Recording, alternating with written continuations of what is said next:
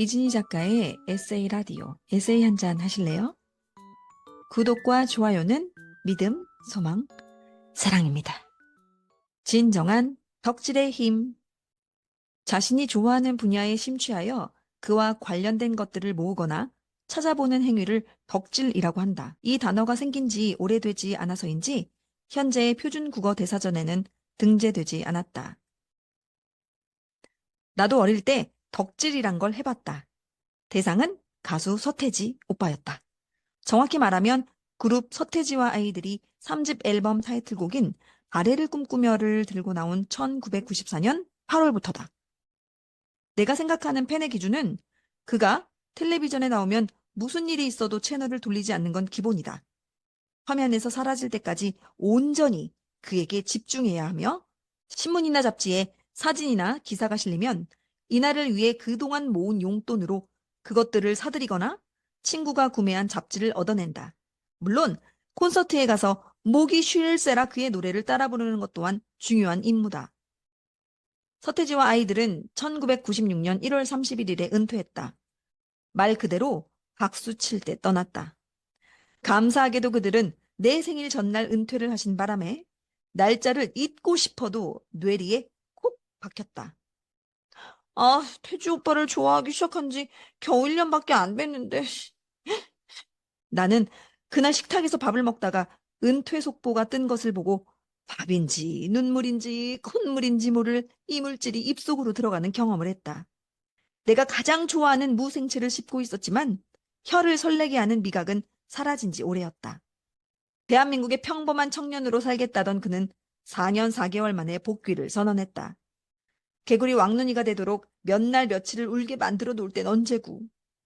은퇴를 번복했지만 그게 뭐가 중요할 소냐. 우리 태지 오빠가 돌아온다는데.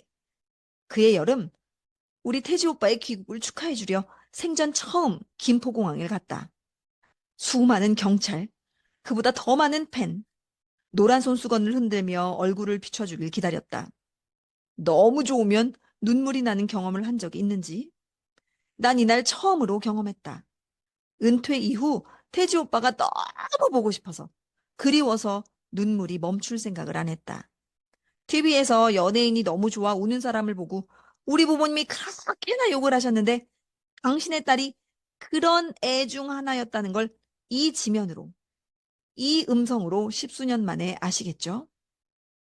이때부터 나의 뛰어난 열혈 방청객 기질이 드러났는지 눈물, 콧물 흘리며 열렬히 환영하는 내 모습에 놀란 기자들은 다음날 아침 스포츠 신문 일면에 내 얼굴을 만천하에 공개해 주셨다. 방송 3사 뉴스의 머리 기사를 장식할 만큼 대단한 귀국을 마친 그는 이전까진 경쾌하고 발랄하며 때로는 간드러진 음악을 뇌 귀에 녹였다면 이번에는 락을 들고 돌아왔다. 마치 개그맨 최양락을 연상케 하는 머리카락을 휘날리며 그의 화려한 기국과 함께 나의 본격적인 덕질이 시작됐다. 24시간 공부에도 모자랄 고3 수험생 신분에 수업을 빠지고 음악 프로그램에서 진행하는 사전 녹화를 방청하러 갔다. 앨범이 나오기 전부터 레코드 가게 사장님께 예약한 뒤 대형 사진을 얻어냈다.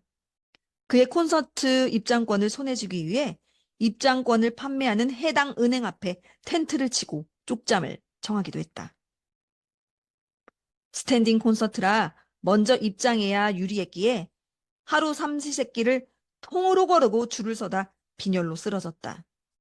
콘서트 관계자들이 들것에 실어서 휴게실로 옮기고 정신 차린 나에게 빵과 우유를 줬다.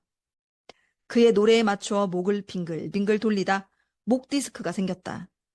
그것도 모자라 좋아하는 떡볶이를 마다하고 돈을 모아 이미 십수년이 지난 터라 구하기 힘든 그의 콘서트 비디오 테이프와 사진을 정가보다 몇 배나 비싸게 주고 샀다. 이 모든 노력은 고스란히 대입 재수로 이어졌다. 부모님에게는 죄송하지만 내 행동에 후회는 없다. 뭐 당연한 결과라고 생각하니 억울하지도 않다.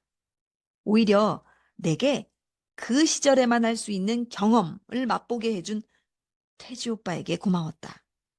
수많은 팬 중 그저 나는 한 사람일 뿐이고 오빠가 영원히 내 존재를 모른다고 해도 괜찮다. 진정한 팬이란 그의 행복을 진심으로 빌어줘야 한다는데 나도 그의 행복에, 그의 가정에 축복을 빌어줄 거다. 무언가에 미쳐본 적이 있다는 건 미래가 건강하다는 의미.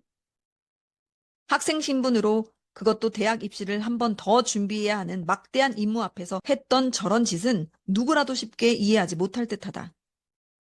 그러나 지난 일을 후회해서 무엇하리? 조금만 달리 생각하면 후회로만 남을 일은 또 아니다. 무언가에 미쳐본 적이 있다는 건 열정이 있다는 뜻이고 다른 분야에서도 열정을 발휘할 확률이 높다는 의미다. 내가 두 번째로 미친 일이 글쓰기이기 때문에 자신 있게 말할 수 있다. 평생 글을 쓰겠다고 다짐한 날부터 지금까지 나는 쓰기에 미쳐 있다. 누가 들으면 잠도 안 자고 글만 쓰는 줄 알겠지만 그건 아니고 약 10년 동안 한 번도 메모장에서 손을 뗀 적이 없고 5년 동안 단 하루도 한글 문서를 열지 않은 날이 없다. 아무리 바쁘고 아무리 피곤해도 하루에 10줄이라도 쓰려고 했다. 노력이라면 노력인 이 행위 덕분에 2017년부터 매년 한 권의 책을 출간할 수 있었다. 어릴 때는 가수 서태지에게 미쳤지만 지금의 대상은 글쓰기인 셈이다. 매일 아침 오늘은 어떤 글감으로 글을 쓸지 생각한다. 글감이나 아이디어가 머릿속에 스치기라도 하면 잠을 자려고 누웠다가도 벌떡 일어나 메모한다. TV를 보거나 책을 읽을 때 중요한 내용이다 싶으면 메모한다. 글쓰기를 사랑한다면 이 정도 덕질은 필요하지 않을까 싶어서다. 무엇보다 중요한 건 쓰는 행위 자체가 재미있다. 메모장을 채울 때마다, 메모장에 쌓인 글을 제대로 된 한 편의 글로 완성할 때마다 희열을 느낀다. 내가 이렇게 할 수 있는 건 어린 시절의 서태지를 향한 덕질 덕분이라고 생각한다. 재수까지 할 만큼 무언가에 빠져 열정을 다해 실행하고 즐겼고, 그건 정말 멋진 경험이었다. 훗날 자신이 정말 하고 싶은 일, 잘하고 싶은 일, 잘할 수 있는 일을 만났을 때 예전의 그 신나는 기분을 다시 맛보기 위한 노력이 가능하다. 그리고 그 노력은 예전보다 몇 배 더 큰 보상으로 돌아올지도 모른다.